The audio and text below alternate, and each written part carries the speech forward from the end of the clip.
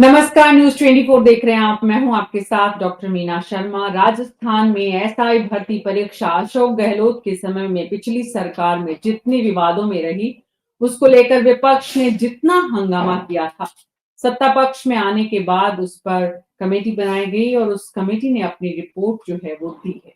इसके बाद एसआई भर्ती परीक्षा को लेकर अब राजस्थान में भजनलाल सरकार की क्या रणनीति होगी, किस तरह से परीक्षाएं होंगी और पिछली परीक्षा में जो बेचारे निर्दोष थे उनका क्या होगा।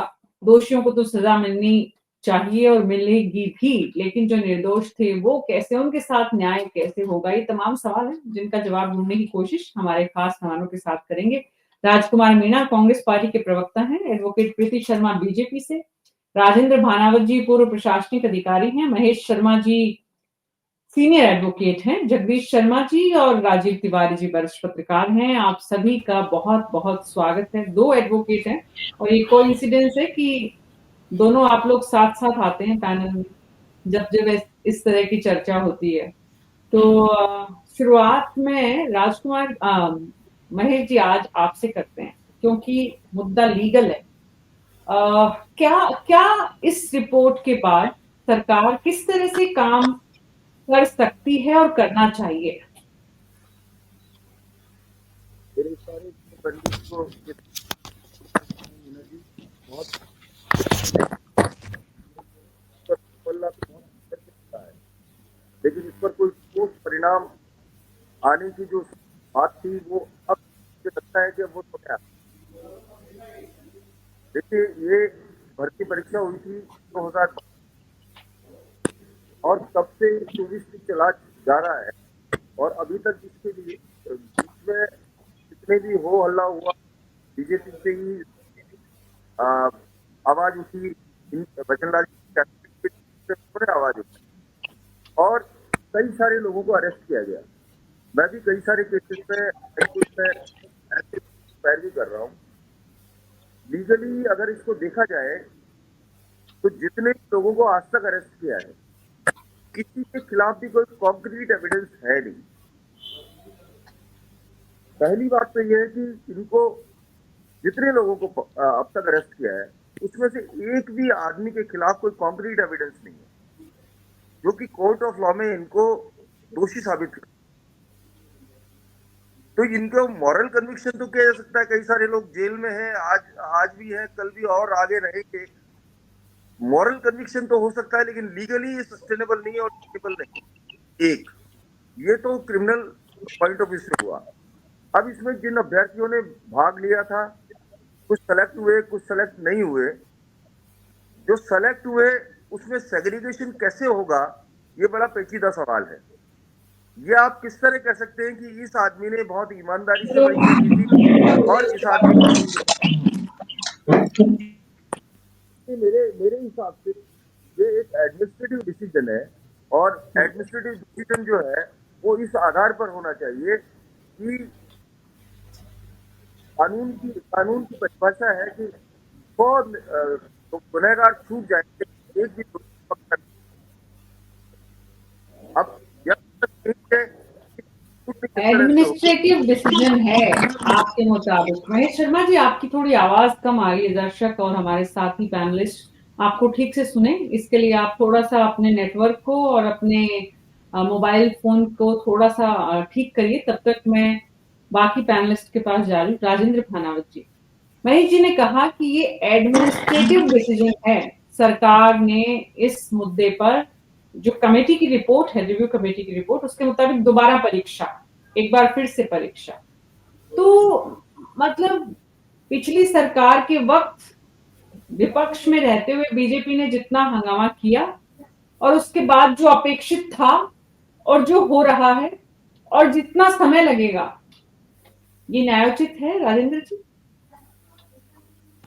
देखिए, मेरी तो बिल्कुल स्पष्ट राय यही है इसके अंदर कि अगर मान लीजिए इतने लोग तो उसमें गिरफ्तार भी हुए हैं, इतने लोगों पे शंका है कि उनका पेपर पहले पता लग गया था और परीक्षा में तो जिनके साथ कुछ भी लोग, 100-200 लोग भी अगर मान लो इस तरह से, ये अंदाजा लगाना मुश्किल है। सबसे बड़ी बात तो ये है कि इसका विस्तार कितना था, कितने लोगों तक पेपर पहुंचा, कितने लोग उसमें अभी तक नहीं पकड़ में आए हैं, इसका भी बड़ा मुश्किल है। तो एक जिसको कहें फेयरनेस की दृष्टि से तो ये उचित होगा कि इस परीक्षा को दोबारा कराना चाहिए, और सरकार इसमें जितना विलंब कर रही है उतना ही और दबाव बढ़ेगा इस बात का कि नहीं निरस्त होनी चाहिए, क्योंकि ये मामला एक साल हो गया सरकार को भी आए हुए, और इस पर निर्णय जल्दी होना चाहिए था। अब जितना विलंब होगा उसमें जो लोग भले गलत तरीके से आए लेकिन आ गए नौकरी में, जिनके किसी किसी रूप में ट्रेनिंग कर ली, वो कर ली, जैसे दबाव बढ़ता जाएगा।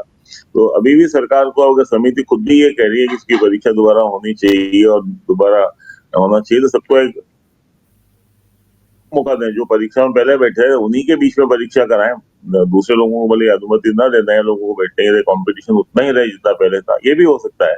लेकिन इसको सरकार को निरस्त करके तत्काल परीक्षा करा के जल्दी रिजल्ट निकालने की कोशिश करना चाहिए, मेरा तो अपना मानना है। जी जी, करना चाहिए। और जो हो रहा है उसके बीच का जो फर्क है, प्रीति शर्मा जी, दो लोगों को आपने सुना, सीनियर लोगों को, राजेंद्र भानावत जी राजस्थान ब्यूरोक्रेसी का एक अहम हिस्सा रहे हैं।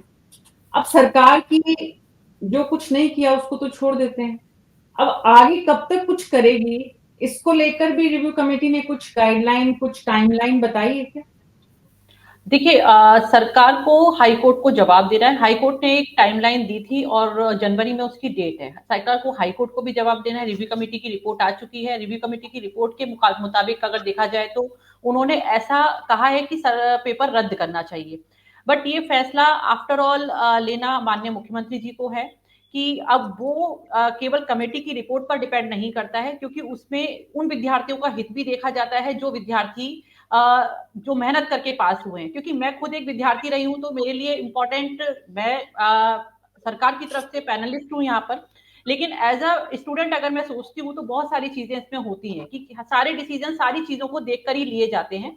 जैसा कि राजेश जी ने बोला कि वो अपनी जगह सही है, वो एक आईएएस ऑफिसर है, और वो जब उस तरीके से डिसीजन को देखते हैं तो वो ये सोचते हैं कि भाई जल्द से जल्द फैसला करना चाहिए, क्योंकि मामला हाई कोर्ट में चल रहा है। तो सारे फैसले सरकार साथ एक क्यू में चल के ही ले सकती है, स्टेप बाय स्टेप ही ले सकती है। रिव्यू कमेटी की रिपोर्ट जो आई है, रिपोर्ट के अकॉर्डिंग उनको ये सलाह दी गई है कि पेपर को रद्द कर देना चाहिए। अब सलाह मशवरा किया जाएगा, उसके बाद ही डिसीजन जो भी होगा माननीय मुख्यमंत्री जी फाइनल लेंगे। आप कहते हैं कि जल्दी, जितना जल्दी हो सके, बिल्कुल हम भी यही चाहते हैं कि जितना जल्दी हो सके वो डिसीजन लिया जाए। और क्योंकि हाई कोर्ट में भी जनवरी में डेट है तो जवाब वहां भी देना है, तो उसके अकॉर्डिंग जो भी आदेश हाई कोर्ट के माननीय न्यायालय से हमें मिलेगा उसके अकॉर्डिंग हमें आगे कार्रवाई करनी है। तो we have to wait for that. Rajeev Tiwari जी,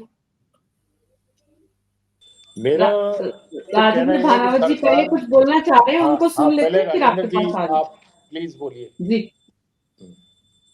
मैं तो इतना ही कह रहा था, देखिए कि इसमें जो लोग गलत तरह से अगर पुलिस की नौकरी में आएंगे तो उसमें कितना दीर्घकालीन नुकसान होगा राजस्थान के प्रशासन को, राजस्थान की जनता को। जो लोग पैसे देकर के अगर नौकरी में आए हैं, पेपर प्राप्त करके नौकरी में आए हैं, और वो दूसरों को न्याय देने की जिनसे बात करेंगे, हम उनको राहत पहुंचाएंगे, इसकी अपेक्षा ही गलत। और ये आज जो जिनका नाम सामने है उनके अलावा, एक बार जब आज के तकनीकी जमाने में, तकनीकी विकास के जमाने में कहाँ तक पहुंच गया पेपर, और कोई वो अच्छे नंबर लाके पास हो गया, कोई चला के थोड़ी कहेगा कि मैंने नकल करके या मैं पेपर मिल गया इसलिए पास हो गया, अच्छे नंबर आ गए। तो ये हमेशा शंका के बादल तो रहेंगे ही। तो इसमें मुझे तो लगता है इसमें बहुत ज्यादा कोई परेशानी नहीं होनी चाहिए सरकार को निर्णय लेने में, और जितना विलंब हो रहा है उतना ही सरकार खुद अपने लिए और कष्ट संकट उत्पन्न करेगी जितना जितना विलंब करेंगे इसके अंदर, मुझे ऐसा लगता है इसमें। राजीव तिवारी जी, वाकई में आपको लगता है कि राजेंद्र भानावत जी जो बोल रहे हैं, सरकार भी वैसे ही सोच रही है कि सरकार के लिए संकट खड़ा हो जाएगा अगर देर होगी तो? नहीं, राजेंद्र जी ठीक कह रहे हैं बिल्कुल, लेकिन सरकार वैसा नहीं सोच रही जैसा राजेंद्र जी सोच रहे हैं। अगर वो सोच रही होती तो आज से 3 महीने पहले पुलिस हेडक्वार्टर की रिपोर्ट जा चुकी है कि इसको रद्द करके और वापस से परीक्षा करा ली जाए। अगर राजेंद्र जी जैसे सोच रही होती है सरकार, तो अभी तक हो चुकी होती, हाई कोर्ट तक केस ही नहीं पहुंचता। और हाई कोर्ट में जो केस लगा है वो भी यही लगा है कि परीक्षा को रद्द करके और वापस से परीक्षा कराई जाए। इस पर जवाब मांगा है हाई कोर्ट ने, और उन्होंने नई जो नियुक्तियां हैं उन पर रोक लगा दी है कि भाई जो भी ट्रेनीज हैं इनको आप पोस्टिंग नहीं देंगे तब तक कि जब तक कि ये केस निस्तारित नहीं होता। तो अब ये सरकार के पाले में है सारी चीज, और सरकार भी क्या मुख्यमंत्री के पाले में है, वो क्यों डिले कर रहे हैं इस चीज को, ये सोचने वाली एक बात है कि उनको किस परेशानी में है वो, कि भाई वो जो छात्र वाकई पास हुए मुख्यमंत्री की कौन सी परेशानी भाई है, उनको जगदीश शर्मा जी इसका जवाब आपसे लूंगी, लेकिन उससे पहले प्रीति शर्मा जी कुछ बोलना चाह रही है। राजीव जी आप अपनी बात पूरी करें, उसके बाद प्रीति जी के पास जाऊंगी। मैं यही कह रहा हूं कि मुख्यमंत्री क्यों इसको डिले कर रहे हैं अब, और ये रिपोर्ट भी आज तो मीडिया में आई है, मुख्यमंत्री के पास तो कई दिन पहले ही जा चुकी, क्यों नहीं उस पर डिसीजन हो रहा है कोई? भाई डिसीजन करके आपको जो करार, और जो अभी प्रीति जी कह रही थी कि भाई जो वाकई अच्छे पढ़ाई करके पास हुए हैं और उनको जेन्युइन केस है उनका, तो वो तो वापस पास हो जाएंगे। राजीव जी ऐसा नहीं होता है। एज ए स्टूडेंट अगर मैं आपको नहीं बात होता, करूं वो ना, हमको भी सुनिए, देखिए, नहीं अब मैं उसको आपको उनको एज ए विद्यार्थी प्रिपरेशन बात के लिए करूं, समय दें, उनको मुख्यमंत्री प्रिपरेशन जी के लिए परेशान महीने नहीं भर है। का समय दे दें, और जो राजीव जी, जो स्टूडियस हैं वाकई पढ़कर आए राजीव हैं। जी कंपटीशन ऐसी चीज होती है, कंपटीशन ऐसी चीज होती है जिसमें आप ये कहें ना कि महीना भर, तो बच्चों को नहीं अगर साल भर भी दे दिया जाए तो तो भी एक देखिए महीने एक दिन पहले कहते हैं तो कि फिर नहीं। तो प्रीति जी ये बात आपका मुख्यमंत्री रवैया जी की भी, परेशानी की आपका नहीं है। रवैया ये वाला पॉइंट लाके नहीं वही सरकार वाला रवैया हो रहा कि है, नहीं, क्योंकि आप हमें प्रवक्ता सारी हैं, चीजों को देखना आप तो होता है। डिले नहीं करने नहीं, की कोशिश हम करेगी। आप देखिए, हम बताइए सिर्फ अब प्रवक्ता जो, नहीं है। अब आप इसमें मैं ये सिर्फ, कैसे छाटेंगे, ये कैसे छाटेंगे कि जो लोग वाकई पढ़कर पास हुए वो कौन है? राजीव जी ये कैसे डिसीजन उसकी अभी बाकी उसकी है कि आप पेपर कौन रद्द सा होगा। क्राइटेरिया ऐसा निकालेंगे सुनिए, उसके लिए? ये डिसीजन मुझे अभी ये बाकी बताइए। है। मैं तो सिर्फ आपकी उस बात का जवाब दे रही हूँ जो कह रहे हैं कि मुख्यमंत्री जी परेशान है। मुख्यमंत्री जी परेशान नहीं है, मुख्यमंत्री जी सबके परेशान हित तो है को ही, देखते हुए, नहीं तो अब तक देखिए डिसीजन हो जाता। एक रिपोर्ट आई है, आपने कहा कि पुलिस रिपोर्ट अभी नहीं हेडक्वार्टर आई से है रिपोर्ट आ गई। मैडम, रिपोर्ट अभी नहीं आई है, कम से कम आपने 25 कहा, दिन हो गए रिपोर्ट आए हुए। सुनिए, आपने कहा कि पुलिस हेडक्वार्टर से आ गया कि भाई भर्ती को रद्द कर दीजिए, उन्होंने अपनी राय दे दी, कमेटी ने अपनी राय दे दी। मुख्यमंत्री जी को जो ओपिनियन बनाना कमेटी है को वो आप सभी देखिए की, 2 बार सुनिए, बदलना पड़ा, पहले गजेंद्र सिंह खीवसर थे इसके कन्वीनर, उसके बाद फिर वो दूसरे जो मंत्री हैं उनको बनाया गया, ये जोगाराम कुछ पटेल को। ऐसे, सुनिए, ये कुछ ऐसे डिसीजन होते हैं जिसमें बहुत सारे पॉइंट्स देखे जाते हैं, जिसमें बच्चों के हित को भी देखा जाता है। ऐसा तो नहीं है कि बच्चों उठा का के, हित की बात ही हम कर रहे हाँ, हैं। अब सारा आप मुद्दा जितना ही करोगे बच्चों के आप हित उतना से ही जुड़ा अहित हुआ हो है रहा है प्रीति उनका। जी। आपको प्रीति जी, जी ये पूरा मुद्दा ही बच्चों के जितना हित डिले से जुड़ा करोगे हुआ है। आप उतना उनका अहित हो रहा है, नहीं बल्कि नहीं, हित होने के वजह कोई बनस्पत। नहीं, आप जो डिले की बात कर रहे हैं वो डिले क्यों हो रहा है, that is the procedure only. Procedure की वजह से डिले हो रहा है, डिले इसलिए नहीं हो रहा कि प्रोसीजर की भाई वजह ठीक है। से हो रहा है। प्रोसीजर हाँ तो जी, जगदीश शर्मा बहुत जी, सिंपल है, खाली क्योंकि हाई, रद्द करनी है और रिकंडक्ट करनी है। और रद्द करने के बाद फिर रिट लग जाती है तो फिर आप क्या करेंगे? फिर आप कहेंगे फिर सरकार कुछ और स्टेप ले ले, तो तो ऐसा फिर कुछ तो ना कह दो हो। भाई साहब ये परीक्षा राजीव अब जी, होगी नहीं, अब तो या तो आप सबको नियुक्ति दे दो, राजीव जी आप हटाओगे ऐसा, किनको?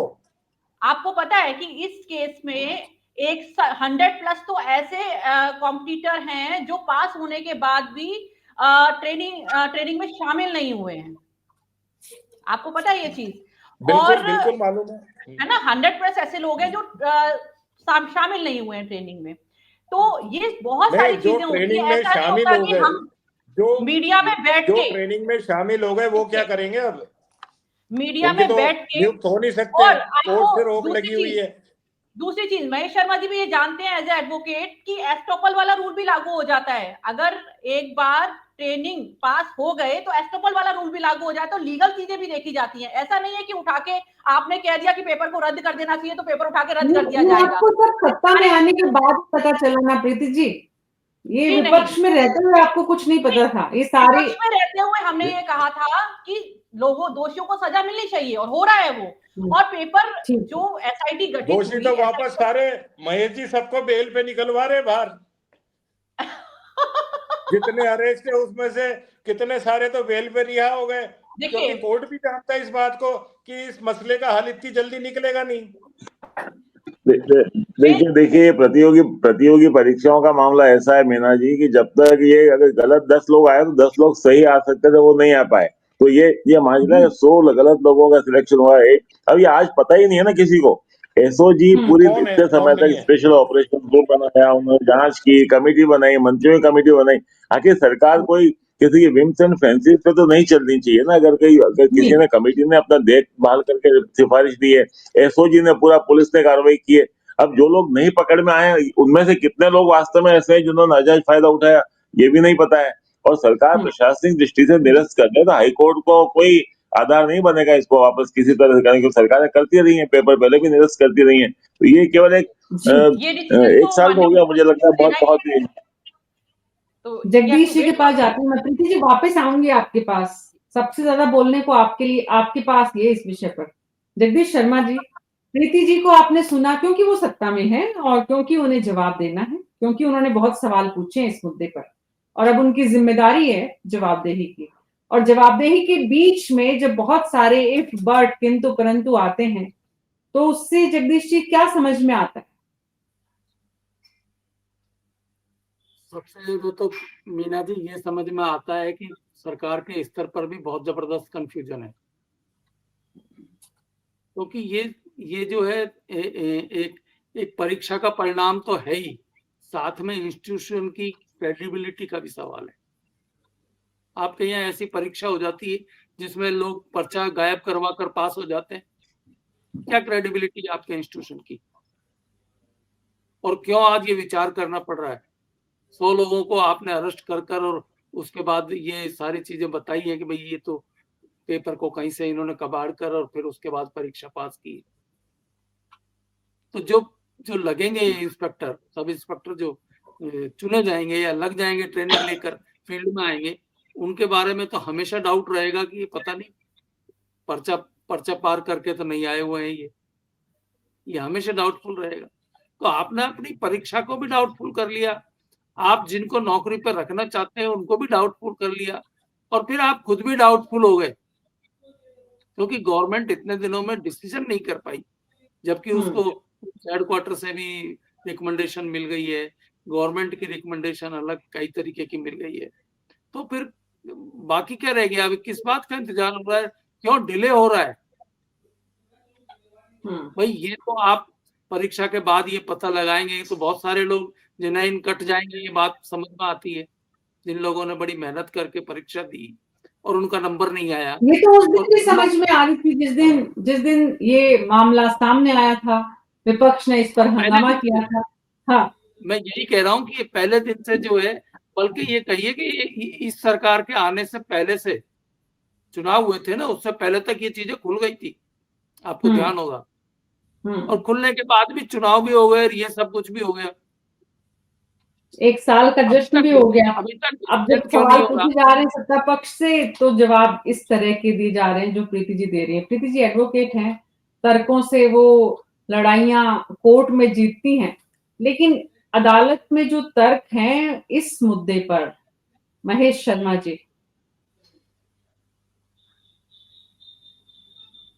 देखिए, सबसे पहले तो मैं, जैसे जगदीश जी ने कहा, राजीव जी ने कहा कि किस तरह से क्यों डिले कर रहे हैं।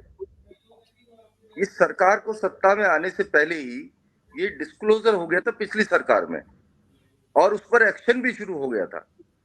उस एक्शन के बाद में प्रीति जी ने भी कहा कि लॉ ऑफ एस्टोपल एक्ट करता है। लॉ ऑफ एस्टोपल को एक्ट करने के काबिल तो आप बना रहे हैं डिले करके। अगर कोई भर्ती है, वो प्रोसेस चल रहा है, आपको कुछ नहीं करने की जरूरत है, एक नोटिस देके उस आदमी को निकाल सकते हैं। आप एक उसको आदमी ड्यूटी को निकाल सकते हैं ना, आप पहले बना रहे हैं, उसका राइट क्रिएट कर रहे आदमी हैं। नहीं है ना महेश जी, एक आदमी नहीं है ना। मैं आपको ये बताऊं, ये राइट क्रिएट क्यों कर रहे हैं? महेश जी, एक आदमी नहीं है ना, एसआईटी गठित होने के बाद भी पता चला कि कितने आदमी हैं। पुराने लोग हैं, सभी को पता होगा। आरपीएससी के एक माइनॉरिटी के चेयरमैन थे, उनकी लड़की एडिशनल डिस्ट्रिक्ट जज है, उनके ऊपर मुकदमा अभी भी चल रहा है, हटाया उसको आज तक। पिछली चुनाव में जो शिक्षा मंत्री थे, उनके परिवार के 13 लोग चुने गए, हटाया किसी को आज तक। राजनीतिक पार्टियां हमेशा वोट बैंक की चिंता करती है, और ये जो प्रीति जी करिए राइट ऑफ एस्टेबल जो है, एस्टेबल का लॉ तो एप्लीकेबल तब होगा जब आप उनको मौका देंगे। आपने उसको अरेस्ट करते जा रहे हैं, वो रिलीज होते जा रहे हैं, फिर आपने उनको ज्वाइन भी करवा लिया। आप पास में आप मुझे बताइए कि इसमें इसको जांच कौन कर सकता है? स्पेशल इन्वेस्टिगेशन का ग्रुप बना दिया आपने, उसने इन्वेस्टिगेशन करके 4 महीने पहले आपको रिपोर्ट दे दी। अब उसके बाद मुख्यमंत्री जी के पास में कौन सी छलनी है जिससे कि वो देखेंगे ये राइट वे से आया और ये रॉन्ग वे से आया? ये जो पॉलिटिकल मास्टर्स सिर्फ अपने हितों के बारे में सोचते हैं, जनता के व्यापक हितों के कितना ही नुकसान हो जाए उसकी किसी को कोई चिंता नहीं है। जितनी भी बेल एप्लीकेशंस मैंने देखी हैं, जितना भी एसओसी चार्जशीट मैंने देखी है, एक को भी लीगल कन्विक्शन नहीं हो सकता। आप इस बात का वेट कर रहे हैं कि वो डिस्चार्ज हो जाए, आप इस बात का वेट कर रहे हैं कि वो कोर्ट ऑफ लॉ से बरी हो जाए, और फिर आप कहेंगे कि हम क्या करें, कोर्ट ने उनको छोड़ दिया। तो आप उनका राइट क्रिएट कर रहे हैं। प्रोविजन से पहले किसी भी मुलाजिम को एम्प्लॉयर एक नोटिस देकर कह सकता है कि हमको आपकी जरूरत नहीं है। वेरी सिंपल, सिंपलेस्ट वे है। आप मेरी बात से एग्री करेंगे कि किसी एम्प्लॉय का प्रोविजन कंप्लीट होने के बाद में, उसके बाद में सर्विस रूल्स एप्लीकेबल होते हैं। अभी तो सर्विस रूल एप्लीकेबल ही नहीं है, अभी रिक्रूटमेंट प्रोसेस है। प्रोसेस के बाद में उनको स्क्रूटनाइज किया है और वो एक उसमें चल रहे हैं, ट्रेनिंग के उसमें चल रहे हैं। आपने ट्रेनिंग खत्म, ट्रेनिंग के दौरान बहुत सारे लोगों को पकड़ लिया, ट्रेनिंग के बाद में कई लोगों ने ज्वाइन कर लिया, तो आप उनका लीगल राइट क्रिएट कर रहे हैं। यही सरकार की बेईमानी है। मुख्यमंत्री कितना समझते हैं मुझे नहीं समझ में आता कि वो ये एसओजी ने जो जांच की है उसके इतर भी वो कोई जांच कर सकते हैं, और जो कमेटी बनाई है इतर भी वो कोई जांच आई वॉच है, और जो कमेटी बनाई है आई वॉच है, कमेटी तो आई वॉच है। कमेटी का क्या, आप जब आप देखिए क्रिमिनल केसेस में जो इन्वेस्टिगेशन होता है वो होता है एक ऐसी इन्वेस्टिगेटिंग एजेंसी जिसको कि इसके बारे में जानकारी है और उसके पास में स्पेशल प्रोसीजर है, वो उसका एसओपी है उनके पास, और वो इसको करने के बाद में उन्होंने कर दिया 3-4 महीने पहले। उसके बावजूद पता नहीं कौन सा मैग्नीफाइड जानकारी सरकार देख रही है, मुझे समझ नहीं आता। ये सब जानकारी जो आपके पास है, सरकार के अधिवक्ताओं के पास भी जरूर है मेरे ख्याल से महेश शर्मा जी, और काफी काबिल वरिष्ठ लोगों को सरकार अपने लिए काम कराती है, तो ऐसा नहीं है कि नहीं है। लेकिन उसके बाद भी प्रीति शर्मा जी जैसी एडवोकेट उनके पास प्रवक्ताओं में भी है। लेकिन आप देखिए ना प्रीति जी की और आपकी बात में कितना जबरदस्त कॉन्ट्रडिक्शन आ रहा है। राजेंद्र जी, मैं आपके पास आऊंगी, उससे पहले राजकुमार शर्मा जी जुड़े थे हमारे साथ, कांग्रेस के प्रवक्ता नजर नहीं आ रहे, वापस कुछ जुड़ गए। हाँ, राजकुमार शर्मा जी, अब तो रिव्यू कमेटी ने इस मुद्दे पर जिस तरह से बात की है, रिपोर्ट दी है, जल्दी ही सरकार जो है वो जो कहा था चुनाव से पहले वो करके दिखाने वाली दिख रही है आपको?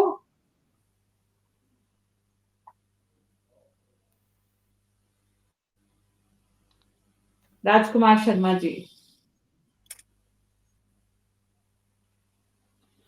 राजकुमार जी तक ऑडियो नहीं जा पा रहा है शायद। राजकुमार जी से वापस जुड़ते हैं, तब तक भानावत जी आप कुछ बोल रहे थे। मैं खाली ये कह रहा था कि अभी महेश जी शायद कह रहे थे इस बात को कि निकालना मुश्किल नहीं।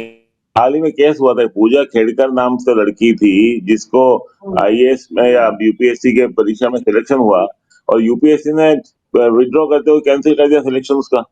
तो कैंसिल, और वो बाद में कोर्ट में गई, हाई कोर्ट तक, तो उसको राहत मिली नहीं किसी भी तरह की। तो जिस व्यक्ति के चयन का आधार ही पेपर को प्राप्त करके अगर ये परीक्षा में अच्छे नंबर लाना है, और मुझे लगता है मीडिया में काफी रिपोर्ट्स आई हैं, जिन लोगों के 5-7% नंबर आते थे उनके 90-95% नंबर उस परीक्षा में आ गए। तो कुल ये तो स्पष्ट है कि जिन लोगों को कोई जानकारी नहीं थी, बिल्कुल नाकाबिल लोग थे, नाकारा लोग थे, वो अच्छे खासे नंबरों से परीक्षा में पास घोषित कर दिए गए। तो ये आरपीएससी के लिए बहुत मुश्किल नहीं। आरपीएससी स्वयं अपनी गलती मानते हुए, हमारे सिस्टम में कमी रही, पेपर लीक हो गया, लीक होने के बाद, मैं पहले भी ऐसा कहा, रिपीटिशन की कॉस्ट पे कह सकता हूँ, लीक होने के बाद कहां तक पहुंचा जिसका कोई अंदाजा नहीं हो, उसको फिर आप बीच में किस बात का बेनिफिट ऑफ डाउट देना चाहते हैं? अगर एक भी व्यक्ति गलत आया तो वो कितना नुकसान पहुंचाएगा सिस्टम को। आरपीएससी की क्रेडिबिलिटी तो निश्चित रूप से दांव पे है ही। ये तो बात कही गई, अभी कहा गया कि पब्लिक सर्विस कमीशन जो एक इंडिपेंडेंट कॉन्स्टिट्यूशनल बॉडीज है, उनकी भी जो हालत हुई है, थोड़ा परेशानी होती है, देख करके पीड़ा भी होती है। इस प्रकार की हालत होगी, अच्छे लोग लगेंगे भविष्य में, उम्मीद करनी चाहिए कि बड़े स्टेचर के लोग जिनकी सत्यनिष्ठा पे कोई संदेह नहीं है, उस प्रकार के लोग लगेंगे तो शायद अच्छी होगी, लोकसभा आयोग की मान के चल सकते हैं। लेकिन हटाने में कोई दिक्कत नहीं है यार। जैसे केस है हमारे पास, पूजा खेड़कर लड़की जो गलत सर्टिफिकेट देकर के आ गई थी, हटा दिया उसको, निकाल दिया यूपीएससी ने, निकाल दिया। जी तो अब वो जी कुछ भी कोर्ट से राहत जी नहीं मिल पा रही है। जी। तो ये कहना अब चाहता यहाँ पर एक एक इंडिविजुअल और एक पूरी की पूरी परीक्षा, इसका जो फर्क है वो फर्क भी बहुत बड़ा कंसर्न होगा, और प्रीति जी के पास बचाव का एक बहुत बड़ा तर्क भी। Sorry, Meena ji, I could not get your voice. Please repeat your question. Preeti ji, यहाँ पर राजेंद्र भानावत जी ने जिस आईएएस ऑफिसर्स का जी। उदाहरण दिया है, पूजा खेड़कर, आपने मैं सुना वही होगा। कहना चाह रही हूँ, बिल्कुल मैं वही कहना चाह रही थी कि वो इंडिविजुअल को कैंसिल करना और पूरी एसआई भर्ती को रद्द करना, ये दोनों अब माननीय मुख्यमंत्री जी का डिसीजन है। वो क्यों डिले हो रहे हैं, क्या प्रोसीजर है, वो सारा सलाह मशवरा करके ही डिसीजन सबके सामने आएगा। ऐसा नहीं है कि आपने कह दिया एक कमेटी की रिपोर्ट आ गई और तुरंत ही उस पर फैसला लेके हाथों हाथ ले दिया जाए। एक दिन दो दिन हम लग कहने सकते वाले हैं, कौन होते हैं प्रीति जी?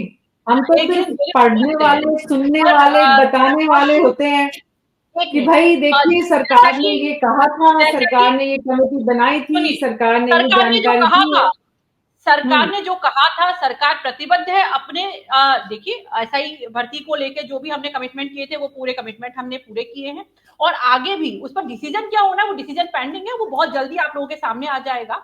जैसे कि महेश जी कह रहे थे कि आप लोग मौका दे रहे हैं, अगर हम लोग मौका दे रहे होते तो हम ये गठित एसआईटी गठित नहीं करते, हम लोग जांच जी नहीं करवाते, हम लोग जी जमानत जिन लोगों की होगी उनके अगेंस्ट में सुप्रीम कोर्ट नहीं जाने की सोचते, ऐसा नहीं होता। जी दूसरी चीज जी सुनिए महेश जी, और आप जो बात कर रहे हैं, आपने जैसा कि वो 2011 वाला जो इंसिडेंट था, वो उस पेपर में मैं भी बैठी थी, मुझे भी अच्छे से याद है, जुडिशरी का 2011 वाला जो पेपर आउट हुआ था, उसके बाद ही वो आरपीएससी से छिन के हाई कोर्ट में चला गया था, अगर आपको याद होगा तो याद है। आज वो मैडम जो हैं वो जुडिशरी में हैं, आप भी जानते हैं, और उनके वो अकेली नहीं है, ऐसे 10 लोग थे, उस टाइम कांग्रेस का शासनकाल था, आपको याद होगा वो चीज। तो वो पेपर मैं भूली नहीं हूँ, बहुत अच्छे से मुझे याद है, क्योंकि मुझे पता है कि ऐसे घटनाएं पहले भी होती आई है। 2011 में जी जब वो जुडिशरी का पेपर लीक हुआ था और 10 जुडिशियल ऑफिसर्स ऐसे सेलेक्ट हुए थे जो कि पेपर आउट होने के बाद पूरा पेपर उनको एज इट इज मिला था, उसके बाद ही ये पेपर आरपीएससी के पास से हटके और हाई कोर्ट के पास चला गया था। 2014 से हाई कोर्ट कंडक्ट करा रही है जुडिशरी का पेपर। तो ये जी एक बहुत बड़ा क्वेश्चन, जी आपको नहीं लगता महेश जी, एक बहुत बड़ा क्वेश्चन राजकुमार जी के पास जा रही हूँ मैं। राजकुमार जी, सत्ता पक्ष के तर्क, सत्ता पक्ष की बातें, सत्ता पक्ष की मजबूरियां, सत्ता पक्ष की सीमाएं और सत्ता पक्ष के फैसले, इन सब के आपस में बहुत गहरे तार होते हैं। आपसे बेहतर कौन जानेगा, सत्ता में थे, और अशोक जी की आप तो बहुत प्रशंसा करते हैं। तो भजनलाल जी जल्दी ही ये फैसला करेंगे, प्रीति जी को आपने सुना, आपको भी भरोसा होगा विपक्ष में बैठकर कि अगर मुख्यमंत्री जल्दी भरोसा नहीं, अगर फैसला नहीं करते हैं तो विपक्ष उन्हें मजबूर करेगा।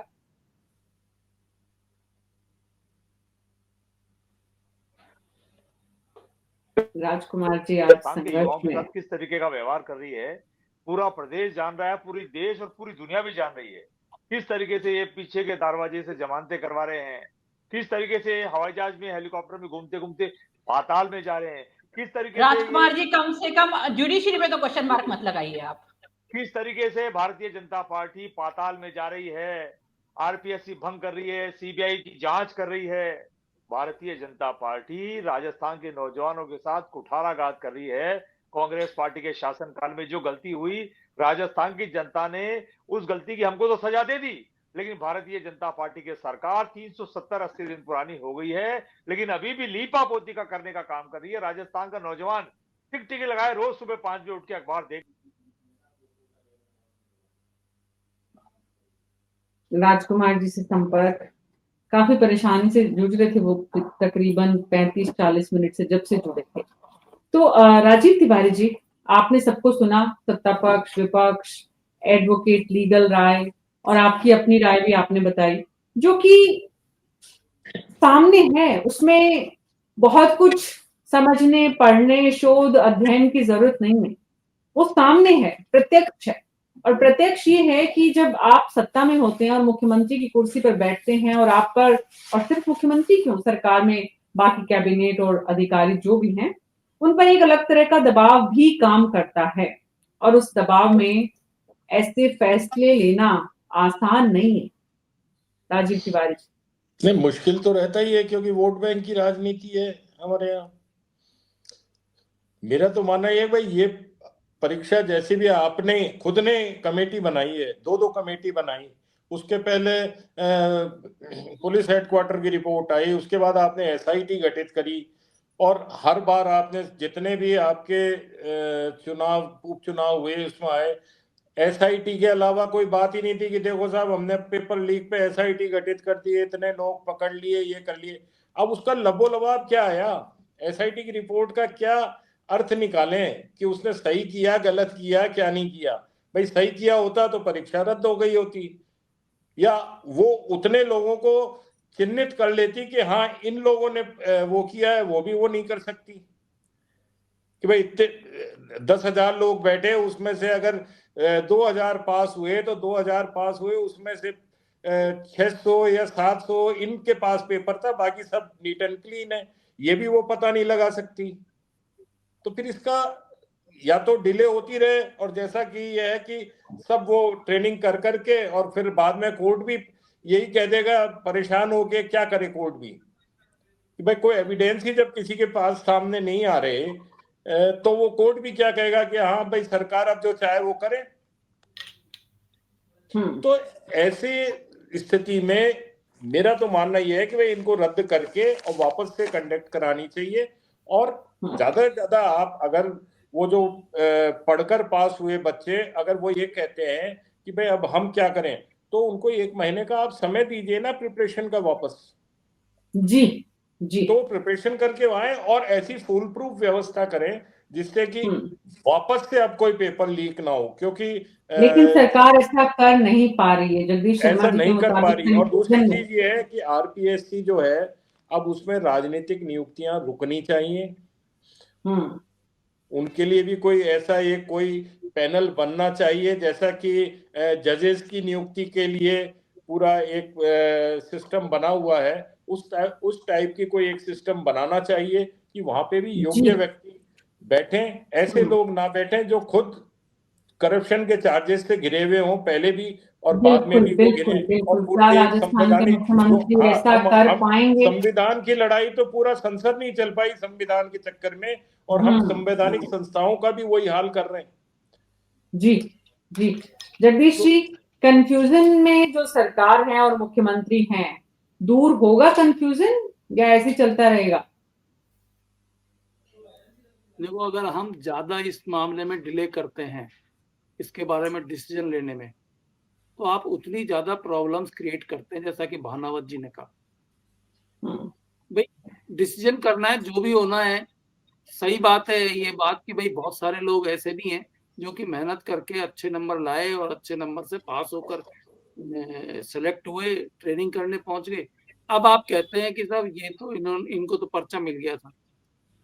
और जो मैं जो है महेश जी की बात से भी बिल्कुल इत्तेफाक रखता हूँ कि आपके पास कंक्रीट कोई लीगल सबूत है क्या ऐसा कि भाई ये सचमुच में पेपर इन लोगों के पास गया है, तो कैसे गया है? बहुत सारे ऐसे हैं जिन्होंने इलेक्ट्रॉनिक इक्विपमेंट ही काम में नहीं लिए और फिर भी पेपर उनको प्राप्त हो गया। फिर क्या कैसे करोगे? तो बड़ा मुश्किल का जी काम है ये, इतना आसान नहीं है। इसलिए जी क्रेडिबिलिटी को बनाए रखने के लिए सबसे जरूरी यही है कि आप पूरी परीक्षा को ही रद्द करें और नए सिरे से परीक्षा आयोजित करवाएं। और ये बात तो खैर हमेशा ऐसे ही चलती रहती है कि किस तरीके के मेंबर जो है आरपीएससी के होने चाहिए। अब कोई नहीं कर रहा है तो उसकी तो बात ही अलग है कि ऐसे ऐसे मेंबर भी बनाए गए थे जिनको की जिनके परिवार के लोगों के लिए बस उनका लक्ष्य ये था कि मैं अपनी बेटी, दामाद और बेटे के लिए जो है पेपर ले आऊं, बस इससे ज्यादा क्या करूं। जी तो जी तो इतनी बहुत ही घटिया अफसोसजनक स्थिति से आरपीएससी गुजरा है। आने वाले दिनों में ऐसे हालात से थोड़ी निजात मिले, इसके लिए प्रीति जी और उनकी सरकार प्रयास करें। इसी शुभकामना के साथ आज आप सबका बहुत-बहुत शुक्रिया। न्यूज़ 24 पर हमारी हर दिन कोशिश होती है कि समाज में जो कुछ हो रहा है, वो आपके सामने आए, ताकि आप ये तय करें कि समाज और सरकार दोनों साथ मिलकर किस तरह से आगे बढ़ें। आरपीएससी में सही यानी योग्य यानी कि करप्ट लोगों की नियुक्ति से दूरी सरकार बनाए, तभी संभव है कि ये इस तरह की भर्तियां आने वाले दिनों में कैंसिल नहीं करनी पड़े, विपक्ष के हमले का शिकार नहीं हो, योग्य अभ्यर्थियों के साथ अन्याय नहीं हो और पर्चे लीक नहीं हो और भर्ती में करप्शन नहीं हो। न्यूज़ 24 पर आज मेरे साथ इतना ही। नमस्कार।